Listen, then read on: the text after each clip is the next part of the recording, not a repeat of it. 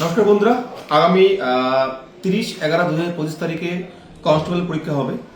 এক্ষেত্রে এবার কিন্তু নতুন কিছু পরিবর্তন এসছে। এক্ষেত্রে এবার কিন্তু আপনাদের পরীক্ষা হলে ঢুকতে গেলে আপনাদের বায়োমেট্রিক হবে, অর্থাৎ আপনাদের ছবি তোলা হবে, আপনাদের ফিঙ্গারপ্রিন্ট সহকারে আপনাদের ডিজিটাল সিগনেচার হবে। এক্ষেত্রে আপনাদের আধার কার্ড কম্পালসারি। আমি আবারও বলছি, এবার কিন্তু আপনাদের আধার কার্ড ছাড়া আপনাদের পরীক্ষা হলে প্রবেশ করতে দেওয়া হবে না। এই জন্য আধার কার্ড কম্পালসারি। আপনারা পারলে আপনাদের অ্যাডমিটটা দেখে নেবেন। এই অ্যাডমিটের মধ্যে লেখা রয়েছে শুধুমাত্র আধার কার্ড আপনাদের নিয়েই পরীক্ষা হলে ঢুকতে পারবেন। অন্য কোনো কার্ড, প্যান কার্ড বা ডিএল হোক, ভোটার কার্ড হোক, আপনাদের অ্যাপ্লিকেবল হবে না।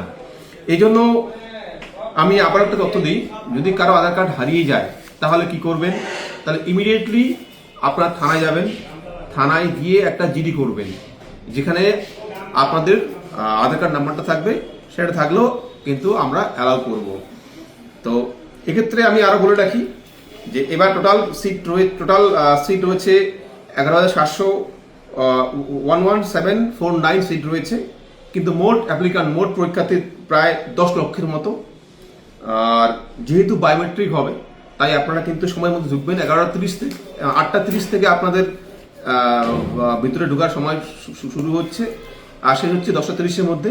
যেহেতু বায়োমেট্রিক, তাই আপনারা 10টা 30-এর পরে বায়োমেট্রিক অটোমেটিক বন্ধ হয়ে যাবে। আপনারা 10টা 30-এর আগে ঢোকার চেষ্টা করবেন। আর শুধুমাত্র আধার কার্ড এবং অ্যাডমিট কার্ড, অন্য কোনো ধরনের ইনস্ট্রুমেন্ট, পেন, পেন্সিল, জলের বোতল, ঘড়ি কিছুই ভিতরে ঢোকার অনুমতি নেই। তো সবাইকে আমি আমার পক্ষ থেকে বেস্ট অফ লাক রইল।